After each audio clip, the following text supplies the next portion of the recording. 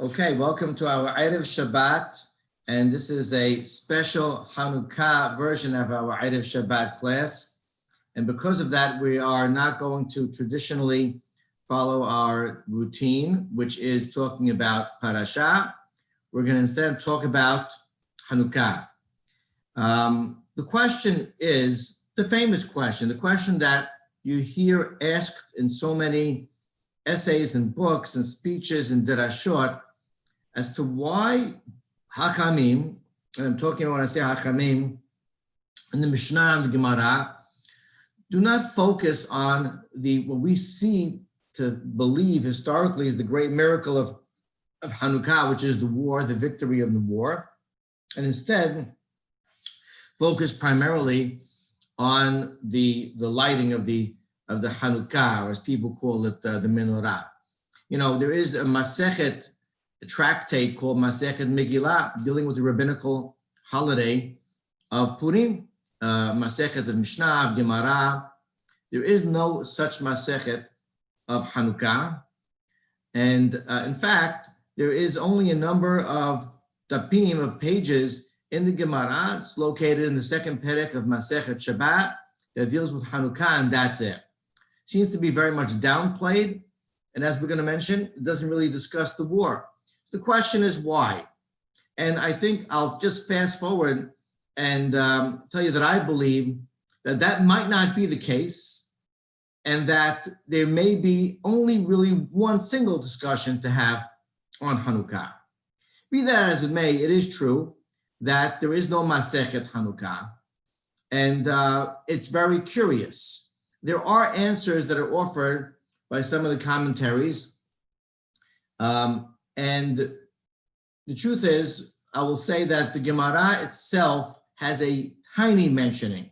Gemara, which we'll get to a question in a moment that they ask, my Hanukkah, and they say, when the Greek Syrians were dominating the era, the only sentence that it dedicates to it is, Kishe nitgabera yad Hashmonaim, when the Hashmonai soldiers, Malchut Bet Hashmonai, so had the upper hand and overcame the other armies, etc. And then it goes on to speak about the miracle of the oil and all the laws of the Hanukkah, of the menorah.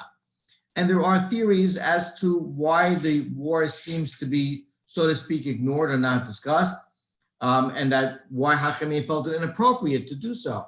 Well, first of all, this could evoke some jealousy, even hatred among the nations, when the Talmud and the Mishnah and the Talmud was written, because it shows us to be dominating our enemies, treating them as enemies, and almost boasting our, at that time, dominant position when the Gemara and the Mishnah was written, we were at a far greater disadvantage in our with our neighboring countries. And in fact, we didn't have a country, we had no sovereignty. And that really wouldn't bode well for us, and they were concerned, and therefore they didn't discuss it. Also, because they wanted to possibly keep the holiday upbeat, speak about the miracle of the light as opposed to the bloodshed of the war. Abu Darham and others bring they offer a famous theory and possible explanation, justification of Hachamim's shying away from this war, and that is that they really were, Hachamim in general at the time, were not accepting so much the actions and the approach of the Hashmonai family, who were a family of Kohanim, but also took leadership upon themselves, and they felt that the Torah beckons us to have a separation of powers, and that the king and or the Nasi, whoever the political leader is, should not be the Kohen. And the Hashmonai family and dynasty took a lot upon themselves. It did not find favor in the eyes of Hachamim, and therefore they did not want to record the Hashmonai military victory of Hanukkah. Okay, those are all great theories. Let's go to what the Gemara actually, how the Gemara entered into and breached the topic of the holiday. Gemara asks a famous question. My Hanukkah. What does that mean? And again, they go on to primarily speaking about the candles. What kind of question is that? My Hanukkah. Are they asking about where does the holiday come from? Are they asking about what we do on the holiday? Such an unusual, whether a Torah or rabbinical holiday, you'll never see a question such as that. My Pesach, my Purim. It's astounding. And the Jews, let's look at the word. Were they asking about what the word Hanukkah means? We, from when we were kids, were taught Hanukkah, Hanu b'chavhe. They rested. In other words, it was a partial military victory on Kafeh Kislev. But that itself would be a hint, somewhat of an acronym, compound acronym, but it's not really the actual meaning of the root of the word. We know the root of the word comes from Chinuch. And we know, as in our Tehillim class, we're discussing the Mizmor, Shir Hanukkah Habayit LeDavid. The Hanech means to inaugurate. And perhaps that's their question, my Hanukkah, what's the inauguration? But what's the root of that? Why is Hanukkah called Chinuch Habayit, inaugurating a house? Why is it called that? We'll go further into it, and we know that Chinuch really means education. And where does that come from? The Sidur Oz Ruach presents to us this idea that Hachamim speak about Chinuch Begadim, where there was a preparation for the Bigdei Kehuna, Kohen Gadol, and regular Kohanim, and that really was a description of a creation of something to prepare the Kohanim, what's called Hashra'at Shekhinah, for the acceptance of the divine presence in Ma'aseh Yadehem, in their handwork, in their service. And it was almost like those clothing created a receptacle for Shekhinah. And therefore, the word Chinuch as an education really means to facilitate. When you educate a child, you create a receptacle for this child to absorb, to understand, and then you facilitate his ability to function and to develop and to think. And so that's really what the word means. Hanukkah, lehanech, is to facilitate, to prepare something. So if you go back to the Gemara's question, my Hanukkah, really you could rephrase it as to what was facilitated by the event of Hanukkah. Let's talk about that war for a moment. To be sure, the war is not ignored. I mean, there are other books that were not canonized and put in our Tanakh, but certainly Sefer HaMaccabim, the book of Maccabees, Sefer Antiochus, Sefer Yehudit, your historical books that we have, that we rely upon for certain information about the war. The Geonim composed about 1,300 years ago, the Al-Hanisim, which completely deals with the miracle of the war. So we recognize it absolutely. And historically, we think it was a mind-boggling, incredible event. And, we speak about, the Rabim Yad Me'atim, we were so outnumbered, we were overpowered, and yet HaKadosh Baruch Hu pulled us through. But the truth is, if you look at this war in the context of history, it's hard to call it miraculous in a certain sense. There weren't supernatural events. There was no splitting of the sea, Kriyat Shamsuf. It wasn't even Purim, where not one soul perished among the Jewish people, and we slaughtered tens of thousands of our enemies. It wasn't that utopia. It really was a war, unfortunately, full of bloodshed, of people giving up their lives. It was very difficult. Even after the miracle of Hanukkah, it was 5 more years of war. And if you look further into it and think about its historical context, you'll see that the war granted us, albeit, a lot of time, but, 100 or so more years of sovereignty, but then our second temple was destroyed. So it wasn't a permanent effect. And so we could turn back to the Gemara's question, my Hanukkah, and phrased it as follows. What did the great miracle, so to speak, of the war and the military victory of the Hashmonaim at that time, what did it facilitate? My Hanukkah. What did it really do for us? What was its permanent and long-lasting effect for us? And I want to look at the idea of the menorah, not ours, we call it the Hanukkah, but the menorah of the Bet HaMikdash. We just read this morning in the Parasha, in the reading of the Torah, Ba'alotecha,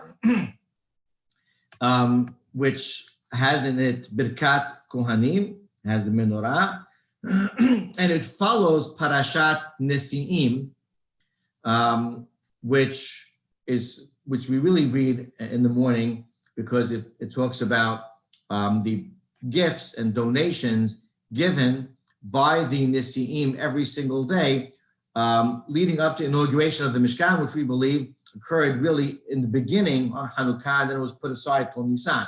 That's why we read it on Hanukkah. And I'm sorry, Birkat Kohanim is of course, we started in Parashat Naso, but afterwards it is contiguous to the following Parashat Halotecha. And the Achamim in the Midrash ask a famous question: why are the korbanot of the Nisi'im, really not the korbanot, the offerings, the presents given, their contributions to the Mishkan, why is that back to back and contiguous with what starts Parashat Ba'alotecha, which is speaking about the menorah? What's the connection between them? And the Midrash famously says that Aharon HaKohen was discouraged. He saw the presidents, the leaders of every tribe brought donations of their own volition to the Mishkan. Me and my tribe, what do we bring? Nothing. He was very discouraged. And Hashem consoled him and he said, don't worry, for you, we have something much greater in store. For you, we are really going to give you this great privilege of having the menorah, meaning that your descendants will have the privilege of lighting the menorah in the Bet HaMikdash. Now, how is that a consolation? The Ramban asks a very necessary question. Why console him with that? Say, don't worry, you guys will bring korbanot. You guys will offer the incense, the ketoret. Something more profound. Why you guys will light the menorah? The Ramban says, I believe that this consolation was not speaking only about the menorah in the first Bet HaMikdash, or even the second Bet HaMikdash. Rather, it was speaking about an event that would occur much further in history through, as a conduit, the descendants of the Kohanim, the Hashmonaim, which would carry out this great event called Hanukkah, re-inaugurate the menorah, and eventually be commemorated with our own private one in our houses. The Ramban says that's really what Hachamim are alluding to. And in fact, he brings another midrash to support his opinion, and that midrash is more explicit. And it says there to Aharon, Hashem communicated to him, don't fear, don't be discouraged, because you have a greater prestige that you'll have waiting for you, because the korbanot eventually, when there's no Bet HaMikdash, will subside, will no longer be offered. But the menorah, that will always continue. Le'olam ya'iru neroteha. What does that mean, always continue? Again, says the Ramban, alluding to this constant and never-ending observance of menorah.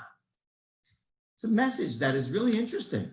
It's almost like when we light our Hanukkah, private menorah, what we're really doing is an extension of the lighting of the Kohen of the menorah and the Bet HaMikdash. We're continuing that legacy, that tradition. We're not letting it slip. And really, why is that? What does the menorah stand for? Why would that be the continuation of Bet HaMikdash service? We should put a mini altar, mizbeach, in our house. But the Hachamim tell us on the pasuk where Hashem says where the menorah will be placed. And it says mechus la parochet. It'll be outside the curtain of the Kodesh Kodashim where the Aron is, the Farochet Ha'edut. And the Gemara Hachamim say, well, no light is needed in the Mishkan. You don't need a night light for the Kohanim there to make their way. There was a natural light in the desert of the Esh constantly at night, the fire. And therefore, they say, this light, so to speak, in the Bet HaMikdash was necessary because, and their word is, it's an edut lechol ba'e olam sha'shechina shura b'Yisrael. The menorah in the Bet HaMikdash was a testimony to the entire world, to every inhabitant on earth, that indeed the divine presence dwelleth among Am Yisrael. And therefore, extending the idea of our private Hanukkah, the menorah in our homes, not only what is it an extension of the lighting and continuation of the lighting of the Kohen of the menorah and the Bet HaMikdash, but it really testifies to the objective of that menorah, which is Shekhinah, divine presence, is still here, albeit privately and more inconspicuous, but it's present among Am Yisrael. Now, my friends, let us turn back to the question, my Hanukkah. What did the great military victory, the battle, the miraculous war, we'll call it, what did it facilitate and prepare for Am Yisrael? Why is it so great? Why is it not just fleeting and temporary in historical context? And the reason is because of those brave souls, those men and women who gave up their lives at that time to fend for what they believe in, sacrificed to uphold the values of their Torah ways of life and not to let it go. They put their lives on the line and gave up their lives in many cases, because we can't exist without our way of life and without our Torah. And because of that military victory, we ended up facilitating a permanent way of life after the second Bet HaMikdash was destroyed, forever, with continuity in our exile. What did Hanukkah, what did the military victory facilitate? A guarantee of a never-ending tradition and way of life of Torah in our lives, and therefore Shekhinah, divine presence, albeit privately sometimes and not so noticed, among Am Yisrael. And so it turns out that the lighting of our Hanukkah, the paradigm of the menorah in the Bet HaMikdash that we are lighting, not simply as a commemoration, but really is a demonstration that we still live in our lives, in our private lives, in our Torah ways of life, among Shekhinah and divine presence. And so that military victory is really what facilitated the ability for us, not just by Yamim Ahem in those days, to relight the menorah in the Bet HaMikdash, but Bazeman Hazeh, for us to light our Hanukkah in our private homes and exhibit the fact that God is here, the Torah way of life is here, their sacrifice for us, and the incredible military, indescribable military victory in those days by Yamim Ahem facilitated and prepared and allowed us to continue having a way of life and dwelling among Shekhinah, lighting our private menorah, Bazeman Hazeh. That indeed is the definition of Hanukkah. Shabbat Shalom and Hanukkah Sameach.